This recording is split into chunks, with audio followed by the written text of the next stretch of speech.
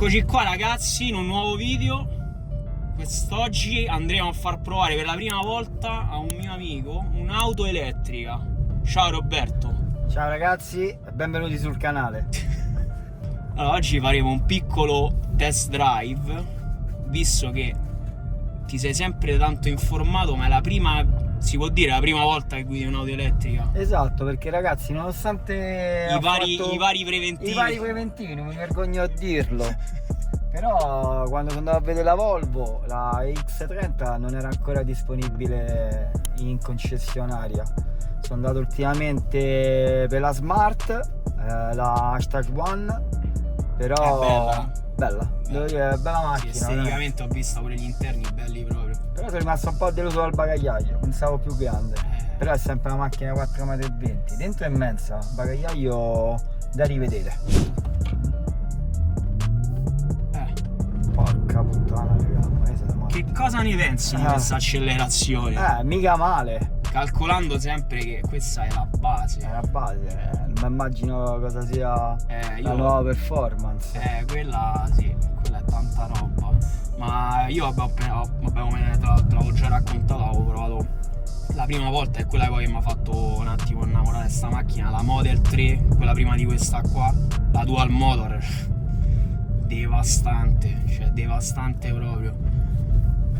Certo. Questa anche qua vediamo i tergicristalli partiti totalmente a buffo. Vero, c'è sta uno mi ha scritto all'altro video, quello che avevo fatto i tergicristalli, ma solo a te ti partono a buffo. Che non è vero, cioè la sterzata come stanno messi. Sterzo diretto, direi. Ma è molto, cioè, è poco duplicato, credo.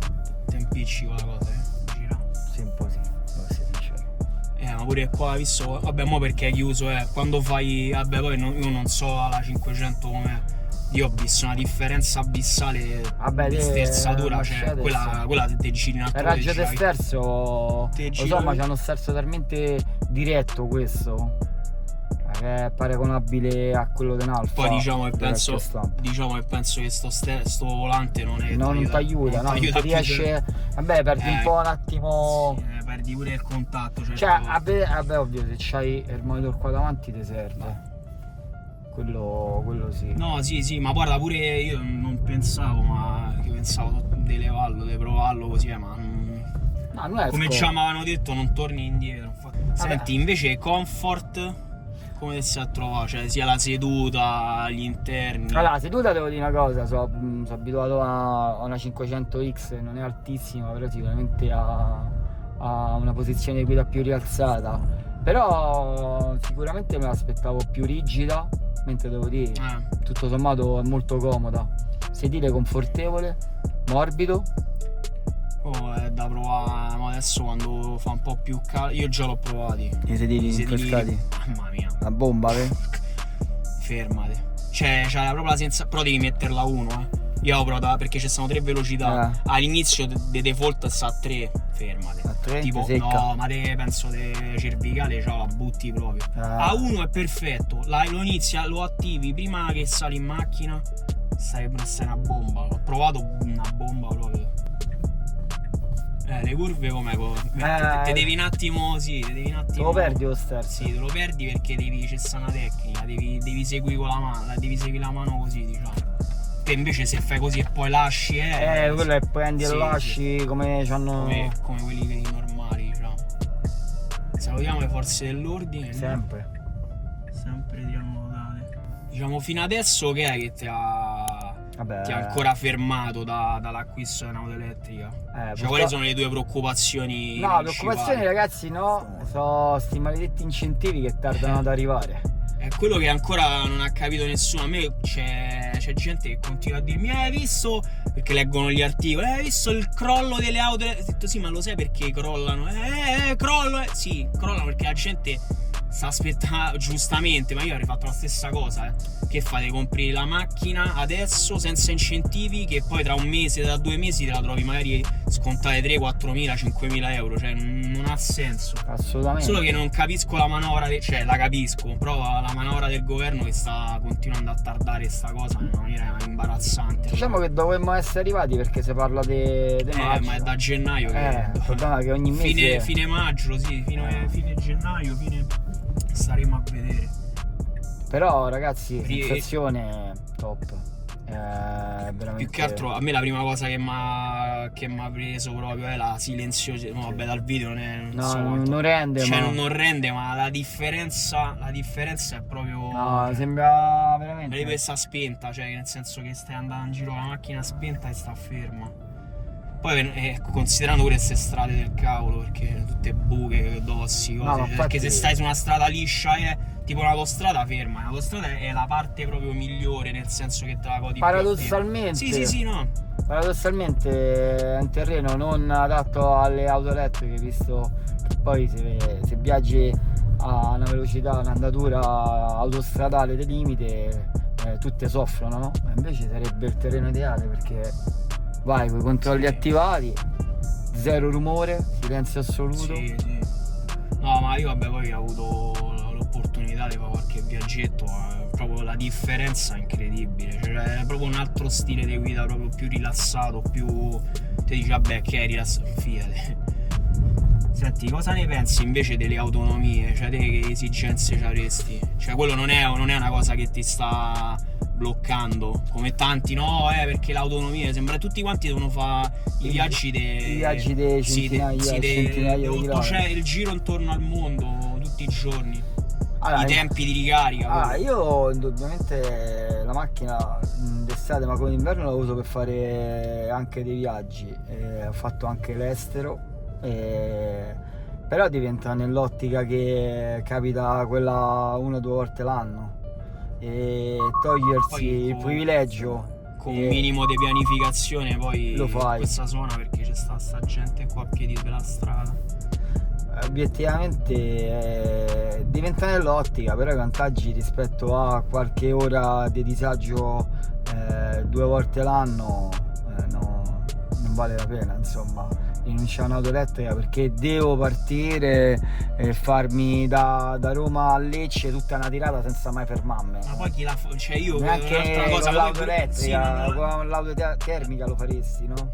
Ma anche per il minimo per un caffè, non lo so, cioè là stai già su un quarto d'ora, trascendi, fai. Come ti stai trovando con la parte tipo one pedal? Cioè nel senso, io quello pure all'inizio andavo sempre col piede, a cercare il freno, quando poi alla fine te ne dimentichi proprio.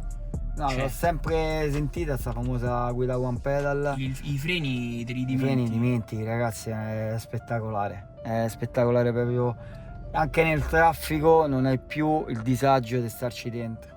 Ti sembra essere in una bolla di cristallo. Guidi tranquillo, one pedal, zero rumori, zero problemi, ripartenze, svicoli nel traffico, pure comunque è una macchina dei 4,70 m quasi, quindi zero proprio. Senti, invece che ne pensi delle infrastrutture che abbiamo qua nella zona, o che comunque qua in giro per l'Italia? Cioè tanto comunque so che hai viaggiato parecchio, quindi hai visto anche un po' in giro come stanno messi. Vabbè, indubbiamente, come tutti sappiamo, come capita spesso in Italia, il nord è sempre avvantaggiato rispetto al centro e al sud, però anche qui intorno a Roma si cominciano a vedere numerosi punti di ricarica. Io abito in un paesino sulla costa laziale, a Nettuno, e anche lì sono arrivato stanno mettendo parecchie fast. Sì, esatto, anche perché d'estate cominciano ad arrivare molte persone che hanno auto elettriche, quindi devi comunque incentivare la possibilità di ricaricare le auto elettriche. Però vedo tanta maleducazione purtroppo. Quella regna sovrana. Quella sì, ragazzi, perché è veramente una brutta cosa trovare gli stalli occupati dalle auto termiche. Ci faccio caso io adesso che ancora non ho il problema, però girando tanti tanti parcheggiano dove non dovrebbero. Cioè dovrebbero essere sanzioni più pesanti. Ma vedi che le macchine no sono tutte cinesi. Sì. Ci hai fatto caso? Sì.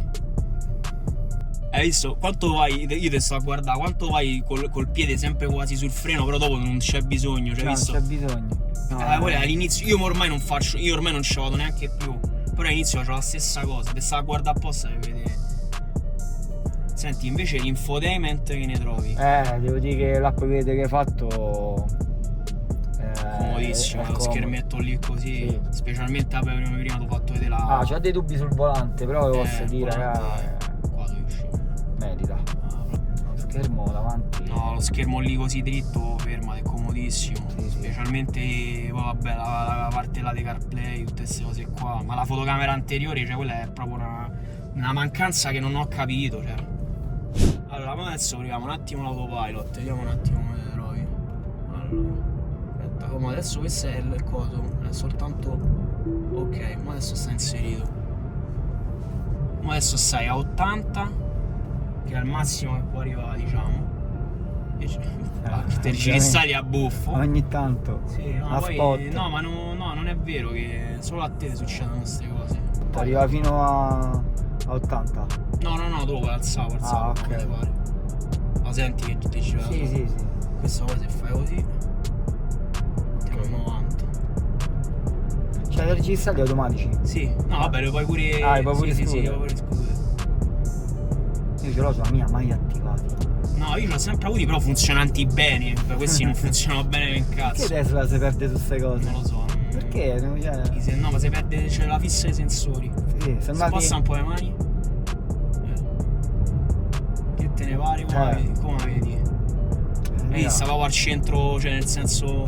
E queste sono pure semicurve. Cioè io l'ho vista su un'autostrada proprio a curve belle pesanti, cioè proprio sta al centro. Poi vedete, dice metti. Muovi un pochetto. Tanta roba. Questa poi si implementano bene tutta quanta la roba che stanno a fare in America con le FSD, là si fanno due risate. Anche se 8.000 euro tanta roba. Tanta roba. Però guarda, io sono sincero, al massimo potenziale come quella ci rispende. Cioè mozzato così come ce l'abbiamo qua, no. Tu ce l'hai castrato. Ovviamente no. Ora prova il coso. Quello attivo è così. Solo un click. Ora devo mettere, che ne so, a 90. Anzi 80. No. Sì, è meglio di 9, già stanno a frenare. Che vabbè, no, frena solo. Non tocca niente. Si ferma da solo. Si ferma da solo.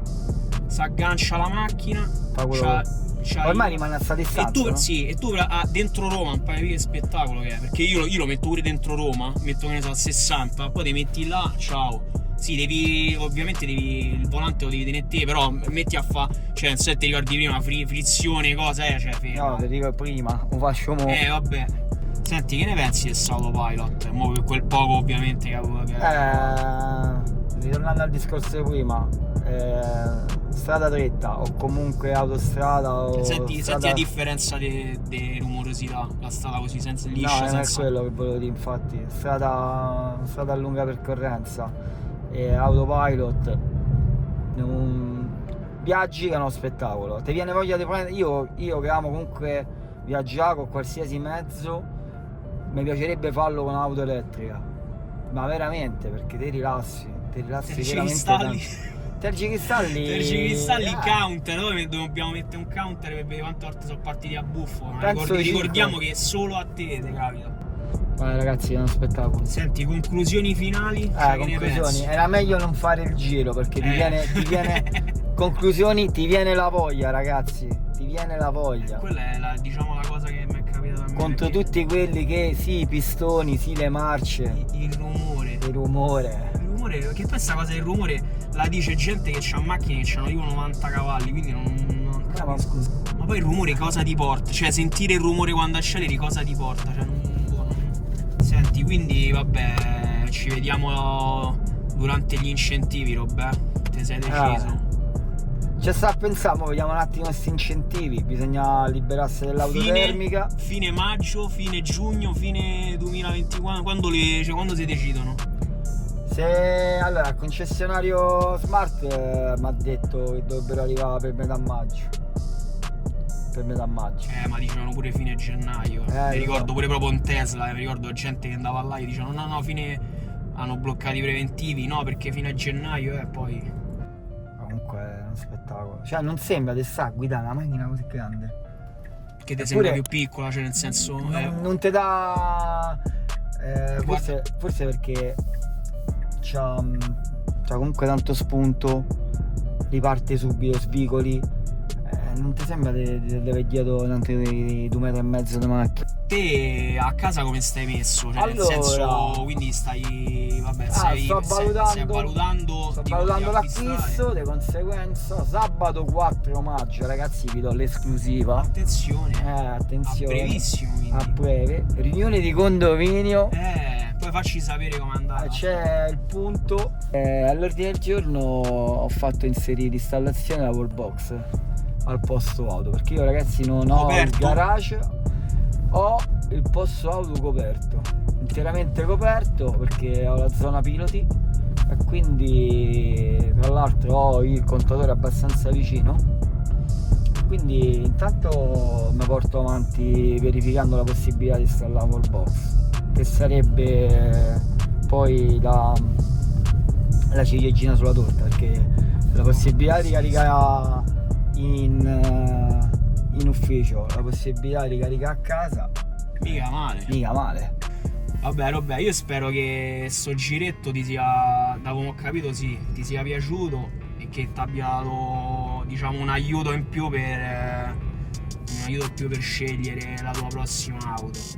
Guarda, sei stato l'unico tra tutti i concessionari a farmi fare il giro di prova. Che io non sono un concessionario. Non sei un concessionario, ragazzi, quindi... Allora, in Tesla, vedi, non ci sono mandato, questo è un po' distante da casa. Vabbè, ci salutiamo. Ci vediamo sicuramente in una prossima puntata, poi vediamo un attimo. Ormai sono affezionato del canale. A proposito del canale, ragazzi, vi ricordo di mettere un like, così supportate il canale, e di accendere la campanellina per aspettare sempre il prossimo video. Ciao Roberto. Ciao ragazzi. Ci vediamo alla prossima. Ciao. Ciao.